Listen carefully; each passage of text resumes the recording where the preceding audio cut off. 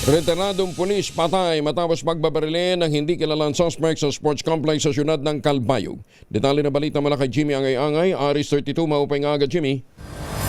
Retiradong pulis patay matapos pagbabaril ng hindi kilalang suspect sa sports complex sa syudad ng Calbayog. Kilala ng PNP ang biktima si alias Nonoy 57 anos, retiradong pulis residente ng Barangay Monbon, Santa Margarita, Samar. Nangyari sa rin alas 8:03 ng gabi sa Ipaw Sport Complex sa Barangay San Policarpo, Calbayog City. Sa investigasyon ng PNP, ang biktima ay nanonood ng sabong sa loob ng Ipaw Sports Complex kung saan isang lalaki ang nakasuot ng gray long sleeve shirt, nakaitim ng short pants at naka-violet ang sombrero ang bumaril sa biktima 3 bisis.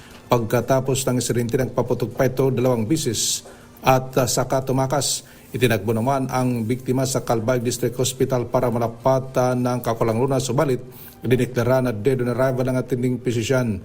Nakompiska sa crime scene 5 basyo ng kalibre 45 na baril, isang bala na hindi pumutok at isang kalibre 45 na baril na may magazine at mayroong pang extra magazine sa sling bag ng biktima. Sa kasalukuyan, isinagawa ng Calbayog PNP ang manhunt operation para mahuli ang suspect.